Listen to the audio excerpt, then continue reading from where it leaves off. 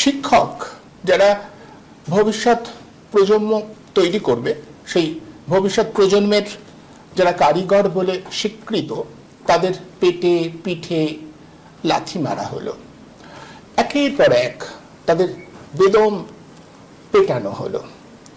অপরাধ, তারা জানতে চেয়েছিলেন যে কোন অপরাধে কেন তাদের চাকরিগুলো এভাবে চলে গেল। সদুত্তর নেই, শুধু ভরসা দেওয়া। আমাদের রাজ্যের প্রশাসনিক প্রধান যা বলেছে সেটাকে মেনে নিতে হবে, এবং তারা তাতে আস্থা রাখতে পারেনি বলেই তাদের উপরে এই ধরনের লাথি জুটেছে। আমাদের একটু অন্যরকম করে ভাববার চেষ্টা করছিলাম এই যে গতকাল থেকে আমরা প্রচণ্ড বিব্রত বোধ করছি যে এভাবে শিক্ষকদের পেটে লাথি মারা যায়, লাথি মারতে পারে কেউ। আমি আসলে একটু অন্যরকম করে ভাবছিলাম যে লাথিটাকে আসলে শিক্ষকদের পেট লক্ষ্য করে মারা হয়েছে, তাদের পিঠে মারা হয়েছে, তাদের কোমরে মারা হয়েছে। আসলে সামনে দেখে মনে হচ্ছে যে আসলে শিক্ষকদের পেটে পিঠে লাথি মারা হয়েছে। মূলত বোধহয় লাথিটা আসল লক্ষ্যটা অন্য জায়গায়। আচ্ছা, ভেবে দেখুন তো, গত কয়েক বছর ধরে ক্রমাগত শিক্ষকরাই তো সব থেকে বেশি প্রত্যক্ষ করছিলেন যে আমাদের রাজ্যের শিক্ষা ব্যবস্থা একটু একটু করে বিপর্যস্ত হয়ে যাচ্ছে। এই যে শিক্ষক নিয়োগে এই ভয়াবহ দুর্নীতি, সেই দুর্নীতির কথা শিক্ষকরাই তো সব থেকে বেশি করে জানতেন। যেভাবে শিক্ষক নিয়োগ হয়েছে, একটা ভয়াবহ দুর্নীতি। একদল যোগ্য যারা পরীক্ষা দিয়ে অন্তত কিছুটা এগিয়েছিলেন, তারা দিনের পর দিন বসেছিলেন রাস্তায়। দিনের পর দিন আমরা নাগরিকরা তাদের পাশ থেকে হেঁটে গেছি। আমাদের ছন্দময় জীবনযাপন আমাদের মতো করে ছিল, আমরা কেউ কিছু বলিনি, দেখিনি, কিংবা দেখেও না দেখার ভান করেছি। এভাবে চলেছিল দিনের পর দিন। আমরা মেনে নিয়েছি, আমরা মানিয়ে নিয়েছি। যারা গতকাল চাকরি হারিয়ে বিপর্যস্ত হয়ে ডিআই অফিসে ছুটে গেছিলেন, যেভাবে তাদের উপরে নিপীড়ন চালানো হলো, এই যে আমার স্ক্রিনের পর্দায় আমরা দেখতে পাচ্ছি যেভাবে তাদের উপরে নিপীড়ন চালানো হলো, এটা দেখতে দেখতে বারবার মনে হচ্ছিল যে নিপীড়নটা আসলে তাদের উপরে নামেনি। দীর্ঘদিন ধরে সব কিছু দেখে চুপ করে থাকা, দেখেও না দেখার ভান করা যে মানসিকতা, তার উপরে পড়েছে। এই নিপীড়নটা, এই লাথিটা আসলে মেনে নেওয়া, ক্রমাগত মেনে নেওয়া, মানিয়ে নেওয়ার পাপেই ঘটেছে। একটু গভীর করে ভাবুন না। বিশ্বাস করুন, কালকে যেটা হয়েছে তার জন্য সত্যি আমাদের খুব যন্ত্রণা হচ্ছে, কিন্তু তারপরেও এটা ভাবতেই হবে। কাটা গায়ে নুনের ছিটে দিতে চাইছি না, কিন্তু বিশ্বাস করুন, ভালো করে ভেবে দেখুন। একটা আত্ম সমালোচনার দরকার আছে, নিজেদের দিকে ফিরে দেখার দরকার আছে। আমরা প্রতিদিন মেনে নিতে শিখছি যে শিক্ষকদের অন্তত আমরা চিনেছিলাম একটা বিশেষ শ্রেণী বলে। আমি তথাকথিত শ্রেণী বাদ দিয়ে, রাজনৈতিক তাৎপর্য আছে যে শ্রেণীর নামে, সেটাকে বাদ দিয়ে শিক্ষকদের একটা বিশেষ শ্রেণী হিসেবে আমরা চিনেছিলাম, যারা সত্য কথা বলতে শেখায়, যারা সত্যটাকে চিনিয়ে দেবে। আমরা বারবার দেখেছি শিক্ষকরাই সেই শ্রেণী যারা মানুষকে সত্যিটা বলতে শেখায়। বারবার তাদের একটা অন্যরকম উচ্চারণ, অন্যরকম ধ্বনি আমাদের সমাজের জন্য একটা অন্যরকম বার্তা নিয়ে এসেছিল সেই স্বাধীনতার পর থেকেও। কিন্তু তারপর কোথায় হারিয়ে গেল? একটু একটু করে শিক্ষক সমাজও তথাকথিত সুবিধাভোগী মধ্যবিত্ত শ্রেণী হয়ে গেল। আমাদের ঠিক এভাবেই একটু একটু করে মেনে নেওয়ার, মানিয়ে নেওয়ার মানসিকতাটা তৈরি হয়ে গেল। তা না হলে গত কয়েক বছর ধরে আমাদের শিক্ষা ব্যবস্থা যে হাল হয়েছে, শিক্ষক সমাজ সম্মিলিতভাবে একত্রিত হয়ে তার বিরুদ্ধে সব থেকে তো তাদেরই প্রতিবাদী সোচ্চার হওয়ার কথা ছিল। তারাই তো পথে নামবেন, তারাই তো বলবেন এমনটা হতে পারে না। এইভাবে মেনে নিতে নিতেই তো এইরকম একটা অবস্থা তৈরি হয়। কতদিন আগে আমরা শিখেছিলাম অন্যায় যে করে আর অন্যায় যে সহে তব ঘৃণা যেন তৃণ সমদহে, কিন্তু কার্যকর করতে পেরেছি কি, বাস্তবে প্রয়োগ করতে পেরেছি? আমরা চোখের সামনে দেখে যাচ্ছি যে অন্যায় করে তাকেও যেমন দেখি যে অন্যায় সয়ে যায়, চুপচাপ সব চলতে থাকে। দুর্নীতি দিনের পর দিন, একটার পর একটা, নানা ক্ষেত্রে দুর্নীতি চলতেই থাকে, আমরা চুপ করে থাকি, কিচ্ছু বলি না। দুর্নীতি বাড়তে বাড়তে এমন একটা অবস্থায় পৌঁছয় যখন তার মূল্য চোকাতে হয়। আজ ভাবুন তো, যারা দুর্নীতি করে চাকরি খেয়েছেন তাদের উপরে তো ভরসা করছেন এই শিক্ষক কুল, তাদের উপরেই গিয়ে অনুনয় বিনয় করছেন আমাদের চাকরিটা ফিরিয়ে দিন। অথচ প্রতিবাদে গর্জে উঠবার কথা ছিল, গোটা রাজ্য জুড়ে তারা তো চিৎকার করে বলবেন যে যারাই আমাদের চাকরিগুলো চুরি করেছেন কোটি কোটি টাকার বিনিময়, তারা বাইরে আসুন, তাদের চিহ্নিত করতে হবে। নেতাজি ইন্ডোর স্টেডিয়াম ভাড়া করা হলো, সেখানে বলা হলো কোনো চিন্তা নেই, ভরসা রাখুন আমাদের প্রশাসনিক প্রধানের উপরে, বলা হলো।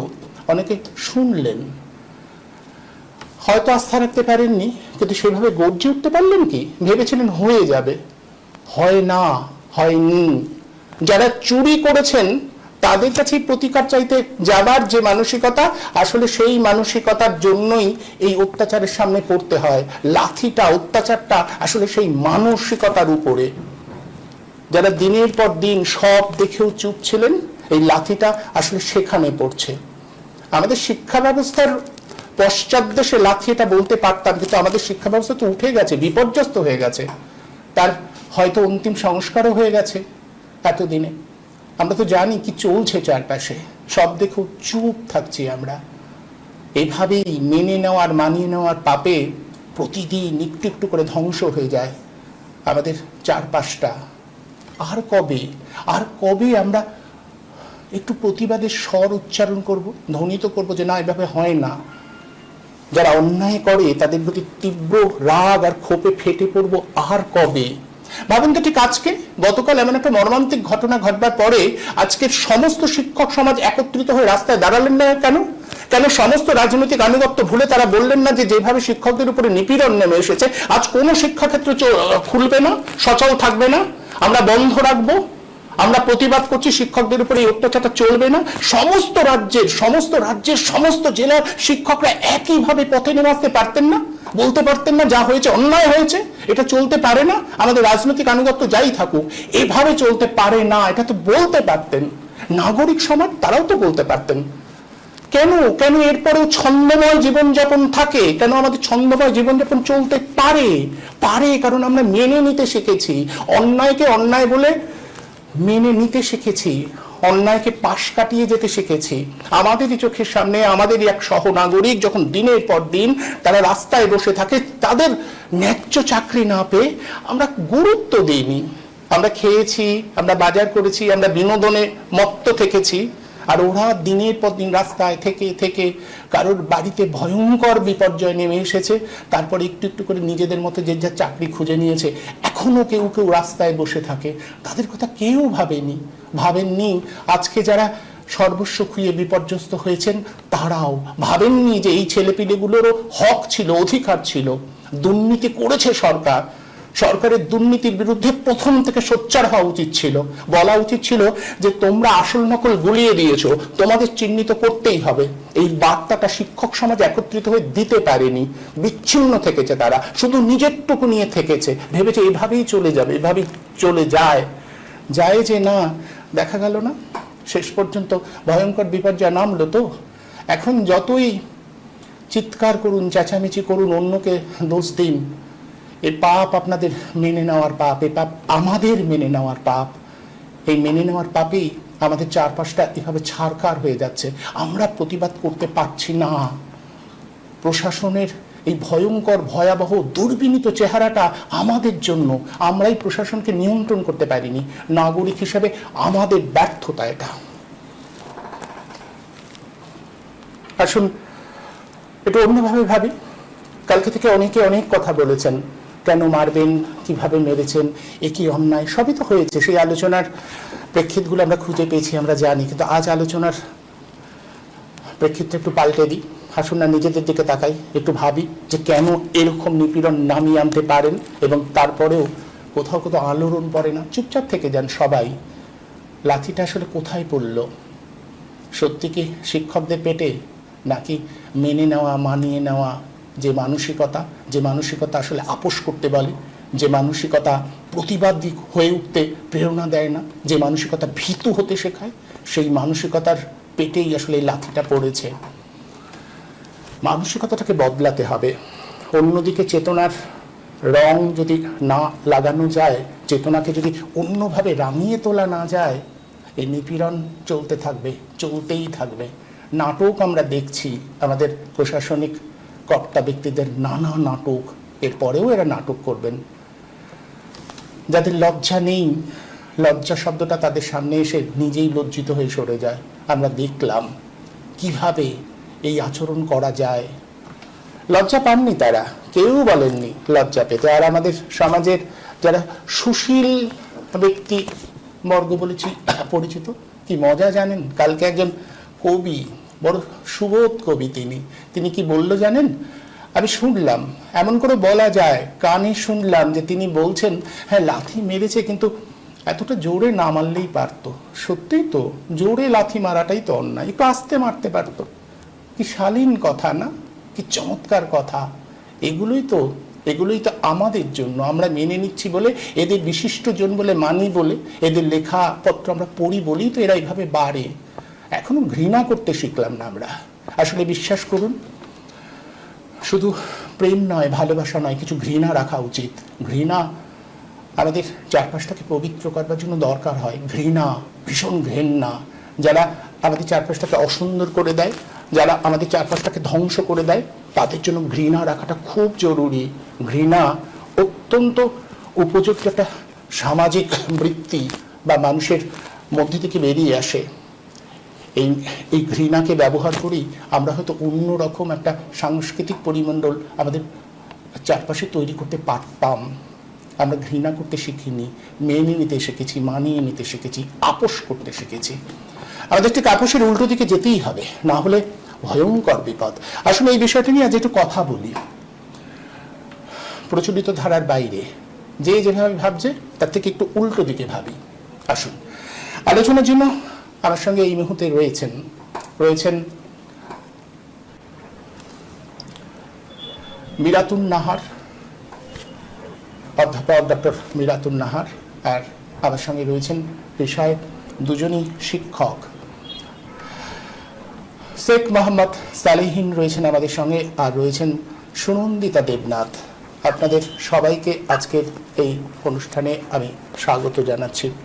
আমি প্রথমেই মিরাতুনদির কাছে আসবো। মিরাতুনদি, আমি গতকালই আপনার সঙ্গে কথা বলেছিলাম, আপনি প্রাথমিক প্রতিক্রিয়ায় এই প্রশ্নটা কিন্তু তুলেছিলেন যে যারা এখনো ভরসা করছেন, যারা আমাদের প্রশাসনিক প্রধান কিংবা এই প্রশাসনের উপরে এখনো ভরসা রাখছেন, তাদের উপরে যেমন আস্থা টলে যাচ্ছে। আমাদের এই চারপাশটা যদি অন্যরকম করে ভাবতে হয়, তাহলে বুঝতেই হবে যে দায়ী কারা, তাদের বিরুদ্ধে গর্জে ওঠাটা এখন খুব জরুরি। আমি বুঝতে চাইছি, আমি যেটা মানে কোথাও বোধহয় এটা আপনি ইঙ্গিত দিয়েছিলেন যে আসলে যে নিপীড়নটা চলেছে, সেই নিপীড়নটা শুধু শিক্ষকদের উপরে নয়, আমাদের মেনে নেওয়া, মানিয়ে নেওয়ার যে মানসিকতা, আমাদের যে আপোষকামিতা, এই নিপীড়নটার বলে তার উপরেই নেমে এসেছে।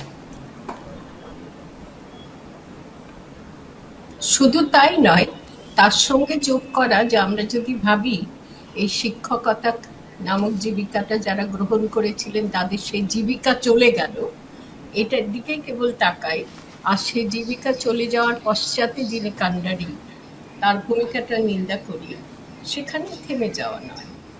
আমাদের আরো একটু ভাবতে হবে যে গোটা রাজ্যের শিক্ষা ব্যবস্থা রসাতলে গেছে, ইতিমধ্যেই গেছে, এবং রসাতলে যাওয়ার যে একেবারে সে চূড়ান্ত পর্যায়ে আমরা পৌঁছেছি, রসাতলে যাবে শিগগিরই একেবারে পূর্ণ মাত্রায়। তারই নমুনা এটা যে 26,000 শিক্ষকতা করছিলেন, 26,000 মানুষ। যোগ্য অযোগ্য কথাটা এত ক্লিশে লাগে, কি করে এরকম একটা কথা তালে গোলে মিলিয়ে দেওয়া যায় আমি বুঝতে পারছি না। মাথাটা কাজ করছে না, মনে হচ্ছে নিজেরও যিনি করেছেন তার মাথা অত খারাপ, আবার দুর্বুদ্ধি কবলিত, আমাদেরও মাথা গোলমাল পাকিয়ে দিচ্ছে, বুঝতে পারছি না।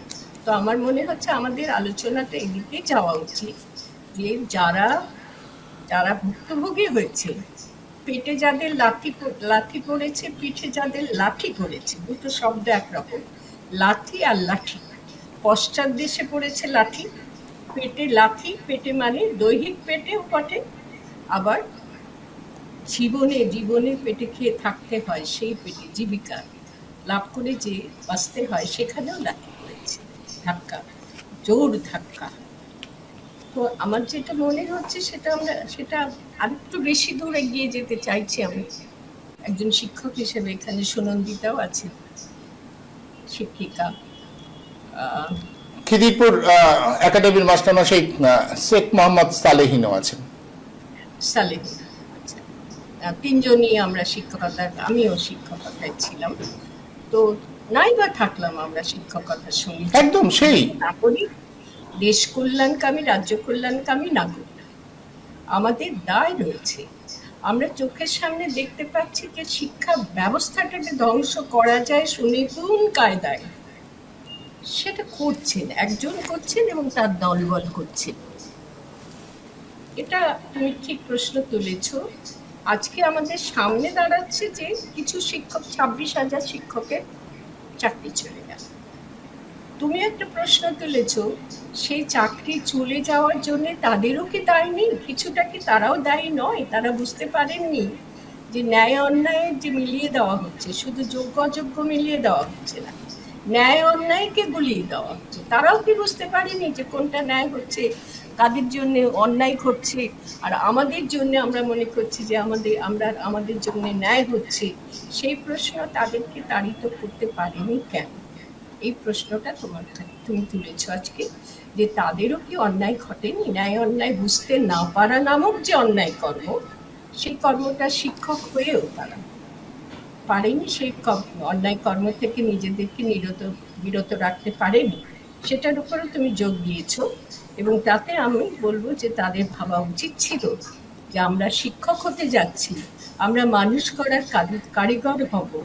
আমরা এক্ষেত্রে যদি এই মাঠে, এই ময়দানটাতেই, এই জায়গাটাতেই, এই ভূমিতেই ন্যায় অন্যায়কে গুলিয়ে দেওয়া হচ্ছে, মিলিয়ে দেওয়া হচ্ছে, তাদের প্রতিবাদী হয়ে ওঠা উচিত ছিল।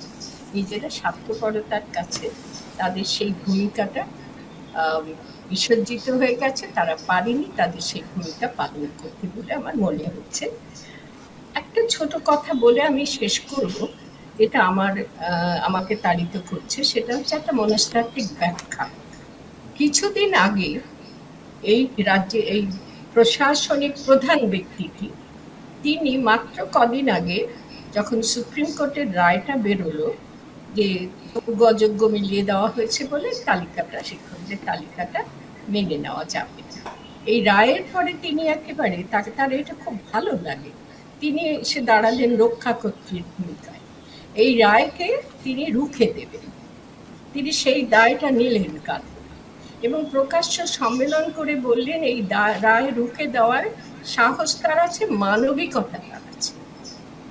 এই মানবিকতা শব্দটা ব্যবহার করে তার আছে।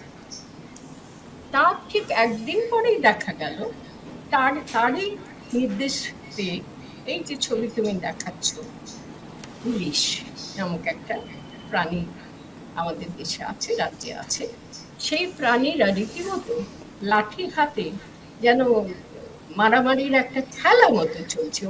ওরা মার থেকে রক্ষা করার চেষ্টা করছে নিজেদের, আর এরা যেন মারবার জন্য খেলা করছে, এরকম একটা ভূমিকা তাদের দেখতে পাওয়া যাচ্ছে। এক্ষেত্রে আমি এর একটা ব্যাখ্যা খুঁজে পেয়েছি, সেটা হলো যিনি এই খেলায় নামিয়ে দিয়েছেন, এদের পুলিশকে নামিয়ে দিয়েছেন, চাকরিহারাদের নামিয়ে দিয়েছেন, যিনি নামিয়েছেন তিনি একসময় বহুদিন ধরে প্রবল আন্দোলন করতে করতে তার মগজে এই ভাবনাটা ঢুকে গিয়েছিল যে আন্দোলন লগ্নে আমার জন্ম। এখনো বলে আন্দোলনের অধিকার তারই, আর কারোর আন্দোলনের অধিকার নেই। এইরকম একটা মগজের মধ্যে কোনো একটা কুঠরিতে তার বাসা বেঁধেছিল ভাবনাটা। এই ভাবনাটা তিনি তাকে প্ররোচিত করে সব ব্যাপারে, এসব ক্ষেত্রে। যেই দেখলেন, যেদিন আশ্বাস দিলেন যে ও রায় যাই হোক না কেন আমি ব্যবস্থা করে দেব, আশ্বাস দিলেন রীতিমতো, অযোগ্য অযোগ্য সকলেই বোধহয় আশ্বস্ত হলো। তার পরের দিনে পুলিশের মার। কেন মার? না, মাঝখানে একটা ঘটনা ঘটে গেল। তারা আন্দোলন করতে অগ্রসর হলো। এই যে আন্দোলনের ভূমিকায় তারা দাঁড়ালো চাকরিহারারা, এইটা তার মাথার মগজের ওই কুঠুরিটাতে রীতিমতো হেলদোল পাঠিয়ে দিল। আন্দোলন সঙ্গে সঙ্গে তার মাথাটা খেপে গেল এবং তিনি পুলিশ নামিয়ে দিলেন। এটা আমার ব্যাখ্যা মনে হলো, কারণ আন্দোলন এরা করবে, আমি নই, আমি আন্দোলন করেছি, তারপরে এদের এত সাহস, এরা একদম আন্দোলন করবে। একদম শিক্ষামন্ত্রী সেই কথাটাই বলেছেন। মিরাজুদ্দি, শিক্ষামন্ত্রী বলেছেন যে ওনারা গেছিলেন কেন, মুখ্যমন্ত্রী তো বলে দিয়েছেন, আমাদের মুখ্যমন্ত্রী বলে দিয়েছেন, আশ্বস্ত করেছেন। তার ডিআই অফিসে গেছিলেন মানে তো আন্দোলন করতে গেছিলেন, সুতরাং পুলিশটা করবে। এই এসএসসি চেয়ারপারসন, এদের কথা আমার মানে বলতে সত্যি বলছি, একদম ঘৃণা করে। একেবারে মেরুদণ্ডহীন প্রাণী, একেবারে মেরুদণ্ড। এদের নাম উচ্চারণ করতেও ঘৃণা করে, কারণ এদের কোনো ভূমিকা নেই। এরা মেনে নিয়েছে ওই লাঠি আর লাঠির এটাই নীতিটাই মেনে নিয়েছে। অতএব এদের কথা বলে কোনো লাভ নেই। এরা এমন করে কথা বলছে, শুনলে মনে হয় যে এরা কি মানুষ হওয়ার শিক্ষাটা পায়নি, জন্মেই তো কেউ মানুষ হয় না। যাই হোক, সেটা আর আমি বলছি না। আমার খালি একটাই কথা, পুলিশ জনগণের জন্য, জনগণকে রক্ষা দেওয়ার কাজ পুলিশের, গণতান্ত্রিক রাষ্ট্রে। মুখ্যমন্ত্রী জনগণের জন্য, জনগণের সর্বপ্রকারের কল্যাণ দেওয়ার করার কাজ, তাই দুটোই কি হয়েছে, মুখ্যমন্ত্রী হয়ে গেছে শাসক দলনেত্রী। আন্দোলন করতে করতে একটা দল গড়েছিলেন, দলনেত্রী হয়েছিলেন, তারপর শাসক দলনেত্রী, সেটা থেকে আর বেরোতে পারেনি। সেই রকম শক্তিমত্তা তার মধ্যে নেই। সেই শক্তিমত্তা কথাটাই ব্যবহার করতাম। শিক্ষা নেই সেটা বলাটাই ঠিক ছিল, কিন্তু আমি অতটা পরিচিকর কথা বলতে পারছি না। অশিক্ষিত হেন তেন বলার দরকার নেই। বুদ্ধিমত্তা বা শক্তিমত্তা তার নেই, যার ফলে তিনি শাসক দলনেত্রী হয়ে এই কাণ্ডটা করেছেন। আন্দোলন দেখেই তার মাথা খারাপ হয়ে গেছে, পুলিশ নামিয়ে দিয়েছেন। এবারে শেষ কথাটা বলবো, এই পুলিশও জনগণের, মুখ্যমন্ত্রীও জনগণের, কিন্তু দুপক্ষই জনগণের হয়ে কাজ করার কর্তব্য বা দায়টা একেবারে ঘাট থেকে ছেড়ে ফেলেছে। কেন ঝেড়ে ফেলেছেন? চাকরিহারাদের মারছে পুলিশ কেন? নইলে তাদের চাকরি যাবে, তারাই চাকরি হারা। এটাই কিন্তু মোদ্দা কথা। আর একটা ব্যাপার লক্ষ্য করার মতন, যে পুলিশগুলি মারছে এখানে দেখছি, তাদের কারো পোশাক পরা আছে, কারো পোশাক পরা নেই, তাদের ইউনিফর্ম নেই। এই ইউনিফর্ম না পরা লোকগুলোকে দেখেছো কিরকম স্থূলকায়, রীতিমতো, আমি এটা বলছি জোরের সঙ্গে বলছি, এরা মদ খায় প্রতিদিন। এমনকি যখন মারছে তখনও মদ্যপ অবস্থায় আছে কিনা সংশয় রয়েছে, খুবই প্রবল সংশয়। মদ্যপ অবস্থায় না থাকলে এইরকম সুস্থ চাকরিহারা ছেলে মেয়েগুলোর উপরে লাঠি কেউ চালাতে পারে না। নিজেরা এদের ভুঁড়ি, এদের চেহারা দেখলে বোঝা যাচ্ছে এরা অনেক কষ্টে অতটা নড়াচড়া করছে। এদের জীবনটা রীতিমতো বিপর্যস্ত। এরা বিপর্যস্ত জীবনকে মদ টদ দিয়ে ক্ষতিপূরণ করে নিজেদের, এবং এইরকম লাঠি পেটা করার মতো নৃশংস রূপে দেখা দেয় রাজ্যে। ভয়াবহ অবস্থা, আমার যেটা মনে হচ্ছে ভয়াবহ অবস্থা। আর কত ধ্বংস আমরা দেখব, একটা ধ্বংসবাদীর ধ্বংসকামিতা আর কত দেখবো, দেখলে তবে রাজ্যবাসী সত্যিকার ভূমিকাটা নেবে, ঐক্যবদ্ধ হবে।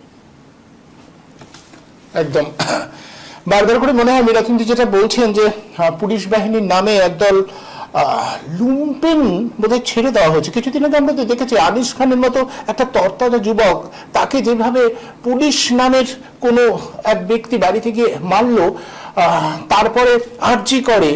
সব ক্ষেত্রে এই লুম্পেন বাহিনী যারা নিজেরাই বিপর্যস্ত, তাদেরই হয়তো এইভাবে ব্যবহার করা হয়। আমি সুনন্দিতার কাছে আসবো। সুনন্দিতা, আমি জানি সুনন্দিতা, বলে রাখি সুনন্দিতা খুব অসুস্থ, কিন্তু তৎসত্ত্বেও বারবার প্রতিবাদে নেমেছেন এবং প্রতিবাদ করেন। আজকেও সুনন্দিতা অসুস্থ থাকার অবস্থাতেও বারবার করে বলছেন যে এই শিক্ষকদের আরো আগে পথে নামা উচিত ছিল, আরো বেশি করে প্রতিবাদ করা উচিত ছিল। বারবার সুনন্দিতা কিন্তু এই কথাটা বলেছেন যে সমস্ত শিক্ষক সমাজ, আমরা সমস্ত শিক্ষক সমাজ পথে নামতে পারিনি, একসাথে প্রতিরোধের বলয় তৈরি করতে পারিনি বলেই আজ এই অবস্থাটা তৈরি হয়েছে। এটা কিন্তু সুনন্দিতা বারবার বলে এসেছে। আমি আজকে সুনন্দিতার কাছে জানতে চাইবো, সুনন্দিতা, যা পরিস্থিতি, তাতে কোথাও মনে হয় না শিক্ষক সমাজ বিচ্ছিন্ন, তারা নিজেদের স্বার্থের গণ্ডির বাইরে মধ্যে উঠতে পারছে না, সেখান থেকে এই ধরনের নিপীড়ন তাদের উপরে নেমে আসছে?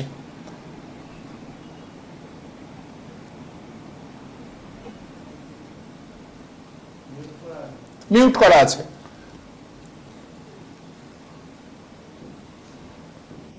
হ্যাঁ, শোনা যাচ্ছে? হ্যাঁ, এবার শোনা যাচ্ছে।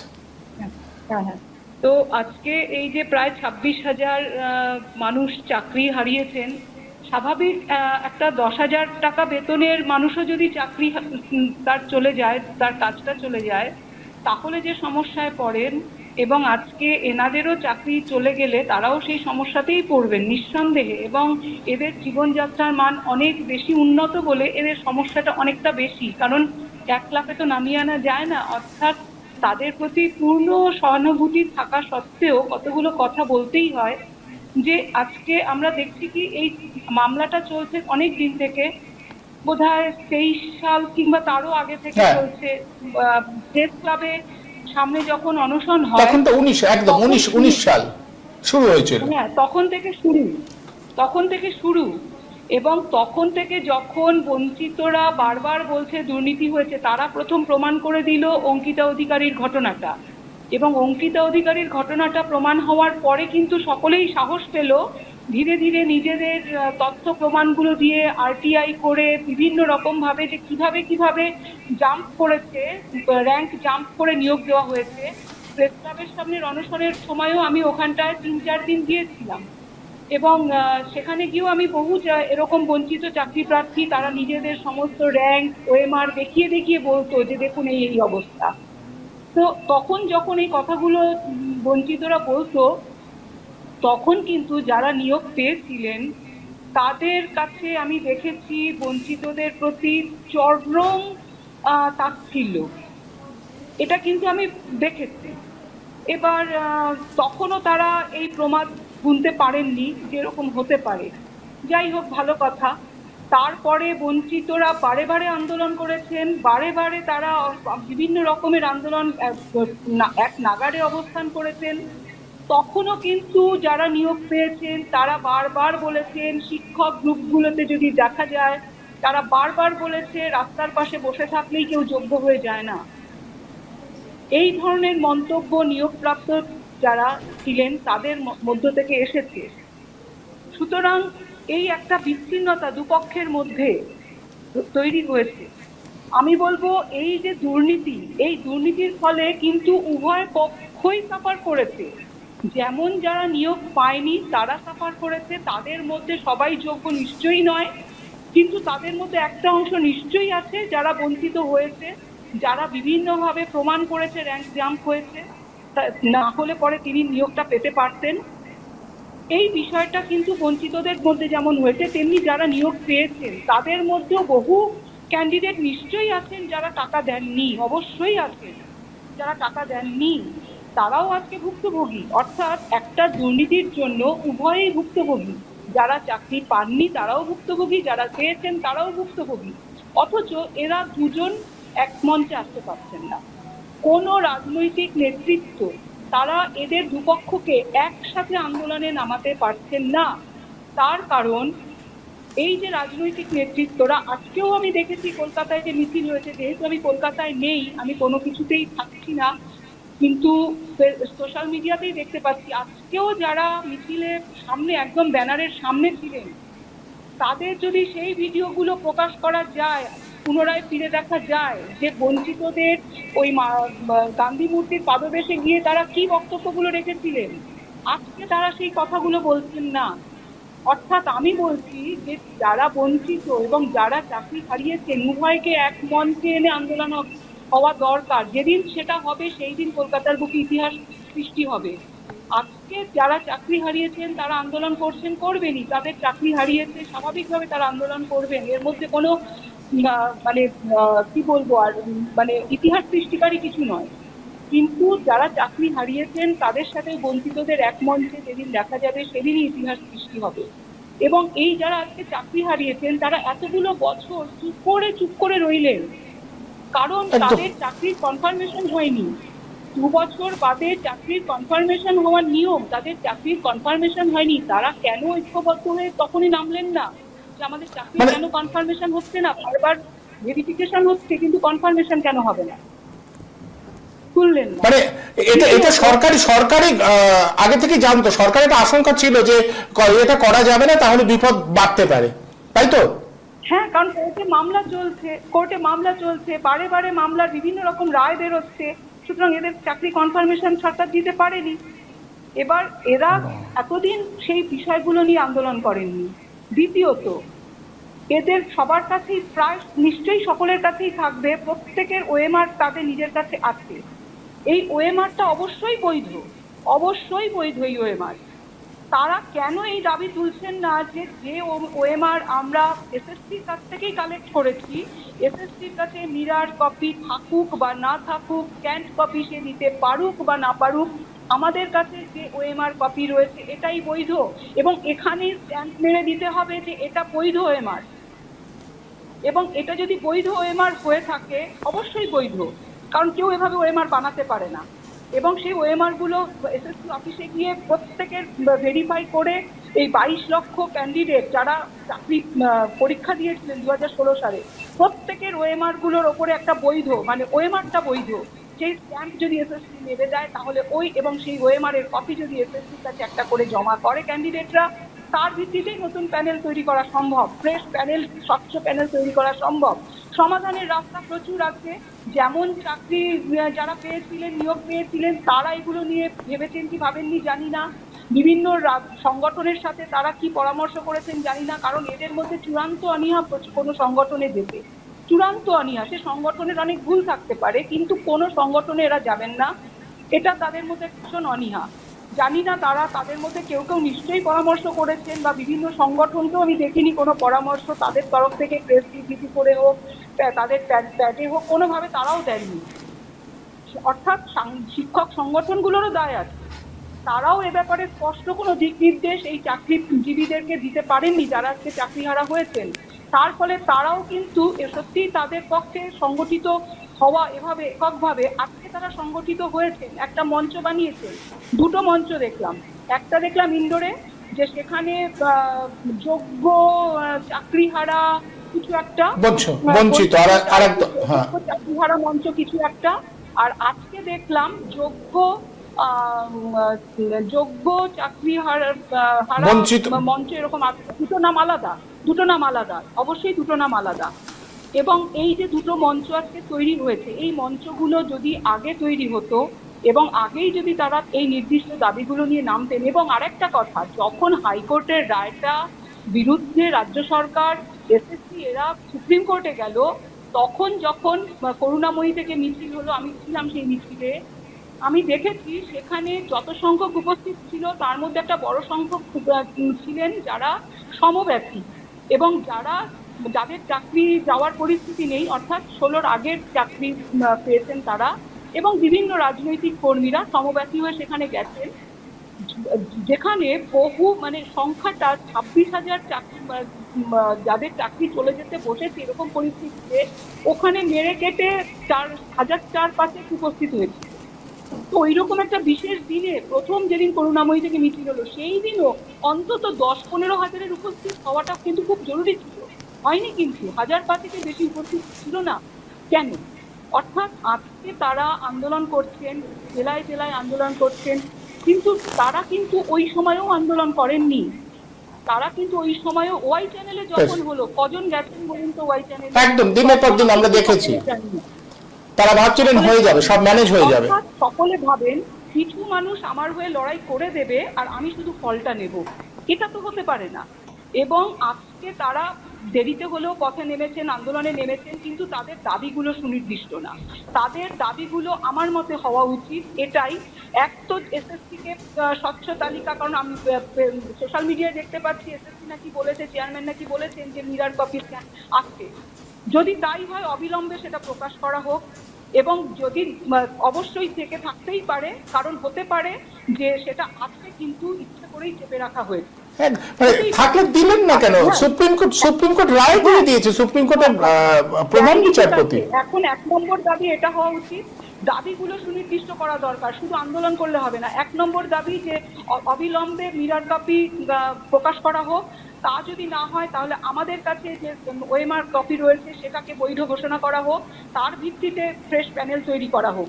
আর 3 নম্বর দাবি যেটা হওয়া উচিত সেটা হচ্ছে যে 3 নম্বর দাবি যেটা হওয়া উচিত সেটা তো রাজ্য সরকার যেটা, যাই হোক আমি 3 নম্বরটা এই মুহূর্তে বলতে পারছি না, আমার মাথাতে ছিল কিন্তু এই মুহূর্তে আমার মাথায় আসছে না, কি ভেবেছিলাম একটা ব্যাপার কিন্তু এই মুহূর্তে মাথায় আসছে না। যাই হোক, এই দুটো নির্দিষ্ট বিষয় অবশ্যই সামনে আনা দরকার, যে প্যানেল তৈরি করতে গেলে আর ওই হয় এসএসসি মিরর ইমেজ প্রকাশ করুক, না হলে আমাদের কাছে যেটা আছে সেটাকেই বৈধ ঘোষণা করে তার ভিত্তিতে প্যানেল দেওয়া হোক। এইভাবে যদি না হয় তাহলে বঞ্চিত এবং যারা চাকরি হারিয়েছেন উভয়ের মধ্যে কিন্তু ঐক্যও আসবে না এবং উভয়ের মধ্যে কিন্তু বঞ্চনা থেকেই যাবে এবং অযোগ্য কিছু মানুষ তারা এবং তাদের এটা বোধহয় শুনুন, এটা বোধহয় খুব সোচ্চারে বলতে হবে যে তাদের এই পরিস্থিতির জন্য দায়ী রাজ্যের শিক্ষা দপ্তর, রাজ্যের প্রশাসন, যারা তারাই দায়ী, অন্য কেউ নয়। একদম তাদের যদি কাঠগড়ায় দাঁড় করাতে না পারে, তাদের বিরুদ্ধে যদি চোখে চোখ রেখে না, একদম শিক্ষা দপ্তর শুধু না, একদম মানে মমতা ব্যানার্জি ছাড়া আর কেউ এর জন্য দায়ী নয়। একমাত্র মমতা ব্যানার্জির জন্য আজকে এই পরিস্থিতি তৈরি হয়েছে, অর্থাৎ তাকে নিয়েই বলতে হবে। অনেক ছাড়ে ছোড়ে অনেক কথা হয়েছে, তিলোত্তমা হত্যার সময়ও মমতা ব্যানার্জির পদত্যাগ দাবি করব কি করব না, এই নিয়ে নানান ভাগে বিভক্ত হয়ে আন্দোলনটা শেষ পর্যন্ত আজকে সীমিত হয়ে রয়েছে। আজকে এখনো যদি সেই মমতা ব্যানার্জির পদত্যাগের দাবি তুলবো না, তাকে দায়ী করব না, ওই শিক্ষা দপ্তর, ওই চেয়ারম্যান, ওই অমুক, ওই তমুক, ওই পার্থ চ্যাটার্জি, এইসব করে ঘুরপথে চললে চলবে না। একদম মমতা ব্যানার্জির বিরুদ্ধেই আজকে সোচ্চার হতে হবে। ব্যাস, আমি আসবো, আমি সালেহিনের কাছে আসবো। সালেহিন, গোটা বিষয়টা যেখানে দাঁড়িয়েছে, আমি তোমাকে জানি তুমি বারবার তোমার জায়গায় দাঁড়িয়ে শিক্ষকদের একত্রিত হয়ে প্রতিবাদ করবার কথা বলেছিলেন। আমাদের শিক্ষা ব্যবস্থাটা যেভাবে একটু একটু করে বিপর্যস্ত হয়ে যাচ্ছে, তুমি নিজের জায়গায় দাঁড়িয়ে বারবার করে এটার বিরুদ্ধে বলা এবং এটার সম্পর্কে সচেতন করবার চেষ্টা করেছো, কিন্তু কোথাও মনে হয় না সমস্ত শিক্ষক সমাজ এই যে আজকে যে লাথিটা বা নিপীড়নের মুখে পড়লো, আসলে এটা বাহ্যিকভাবে হয়তো কারো ব্যক্তি বিশেষের উপরে পড়েছে, কিন্তু ওই যে আমি বললাম মেনে নেওয়া, চারপাশে পাশ কাটিয়ে যাওয়া, তার পাপটা বহন করছে, বা তার পাপটাই পাপ মানে আমি কোটেশনের মধ্যে রেখেছি, হ্যাঁ, তো সেটাই তাদের পস্তাতে হচ্ছে। ন্যায় অন্যায় না চেনার পাপেই, ন্যায় অন্যায় না চেনার পাপেই শিক্ষকের পেটে লাথি। স্বাভাবিক, মানে আমি আমার তুমি আমার পরিচয় দিতে গিয়ে ওখানে বলেছো যে খিদিরপুর একাডেমির শিক্ষক হিসেবে, কিন্তু তার আগে কয়েকটা অনুষ্ঠানে ভারপ্রাপ্ত প্রধান শিক্ষক দেওয়া হয়েছে। আজকে আমি হচ্ছে আজকে আমি সহকারী শিক্ষক। গত 1 মাস আগে আমি বাই পোস্টে রেজিগনেশন দিয়েছি। আমি এই অন্যায়ের বিরুদ্ধে প্রতিবাদ জানানোর জন্য, এবং যে অন্যায়টা আমার উপর হয়েছে এই খিদিরপুর একাডেমিতে, শিক্ষক মানে ভারপ্রাপ্ত শিক্ষকের দায়িত্ব 4 বছর চালিয়েছি। আমি মনে করি খুব দায়িত্ব সহকারে চালিয়েছি, এবং তোমাকে বলেছিলাম যে অন্তত আমি অনুষ্ঠানে এসে দেখার জন্য। হ্যাঁ, এবং এই খিদিরপুর একাডেমিতে পুরো টোটালটাই চেঞ্জ করে দিচ্ছি। 120 বছরের এই স্কুল, এই প্রথম একজন শেখ মোহাম্মদ সালেহীন, এইটা আমি কোট আনকোট আমি বলতে চাইছি যে শেখ মোহাম্মদ সালেহীন, এইটা সহ্য হয়নি, এটা প্রশাসনিক স্তরে হয়নি, এবং আমি সরাসরি অভিযোগ করব সরকারি আধিকারিক সহ কলকাতা জেলার ডিআই সাহেব, এবং আমার সঙ্গে যে অন্যায়টা হয়েছে আমি তার জন্য প্রতিবাদ জানিয়েছি প্রশাসনিক আধিকারিক আমাদের ওপরে, তিনি ডিআই সাহেব, এবং সরাসরি ওনাকে আমি চার্জ করেছি, কিন্তু উনি সদুত্তর দিতে পারেননি। এবং আর যে অধস্তন আধিকারিক যিনি আমাদের প্রশাসক, তার বিরুদ্ধে আমি বলেছি, উনি বলেছেন যে কিছু করা যাবে না, কারণ উনি আমার ছোট ভাই, উনি আমার অধস্তন আধিকারিক। বিষয়টা কি, ওনার 2বার 3বার ওখান থেকে ট্রান্সফারের অর্ডার এসেছিল, কিন্তু কোনোভাবেই ওখান থেকে উনি যাচ্ছেন না। এবং সবাই জানে কি এই কলকাতা ডিআই এর প্রচুর লম্বা হাত, মানে শিক্ষা দপ্তরের অনেক দূরে হাত আছে। ফলে আজকের এই যে লাথি মারা, এই লাঠি অলরেডি অনেক আগেই মেরেছে, এবং আমাদের শিক্ষককে এই আমাদের রাজ্যের যিনি প্রশাসনিক আধিকারিক তিনি বলে দিয়েছেন প্রধান মমতা ব্যানার্জি বলে দিচ্ছেন কুকুরের মতো ঘেউ ঘেউ করবেন না। আসলে কুকুরকে যেমন লাঠি দিয়ে মারে, সুতরাং গতকালের যে মার সেটা একদম স্বাভাবিক পরিণতি, ফলে শুধুমাত্র নির্দেশ পালন করেছে মাত্র। যিনি রাজ্যের পুলিশ মন্ত্রী এবং রাজ্যের যিনি প্রধান, তিনি এইটাই চাইছেন, এই সংস্কৃতিটা ঘটেছে, শুধু লাঠিটা এটা সামনে এসেছে, কিন্তু আসলে বিভিন্ন সময়ে আমরা লাঠি খেতে খেতে আমাদের দেওয়ালে পিঠ থেকে গেছে।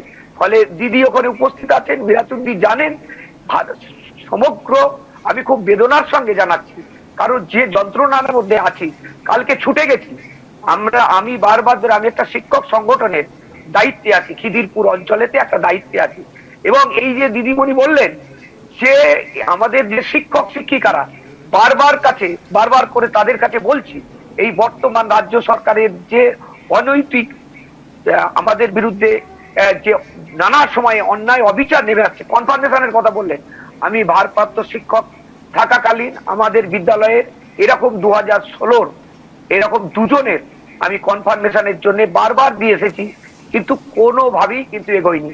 আর যে দিদিমণি মাস্টারমশাইয়ের এই কাজ, তারা কিন্তু সংগঠন করে, এই যে চাকরি প্রার্থী হিসেবে চাকরি হারারা, আমি তাদের দোষ দিচ্ছি না, কিন্তু একটা জিনিস যে যৌথ আন্দোলন ঐক্যবদ্ধ। আর বলি যে আমি বলি যে সংগঠনে আমি বিলং করি, শিক্ষক সংগঠনে, বারবার আমি নেতৃত্বের কাছে আমি কিন্তু জানাচ্ছি, এবং অনেক কাজ হচ্ছে, কিন্তু আমি এইটা নয় যে, এবং গত পরশু লেক মার্কেটের সামনে একটা বড় সমাবেশ করা হয়েছে, এবং গতকাল যখন এই ঘটনা ঘটেছে বিদ্যালয়ে আমরা থাকতে পারছি না, সঙ্গে সঙ্গে খবর এলো যে 4টেই আমাদের পৌঁছতে হবে, আমরা সেখানে গিয়ে পৌঁছেছি, কিন্তু একটা যন্ত্রণা নিয়েই পৌঁছেছি যে এই মাস্টারমশাই এদের এটা হওয়াটা কাঙ্ক্ষিত নয়, কিন্তু ঘটনাটা ঘটছে এবং আগামী দিনে আরো ঘটবে।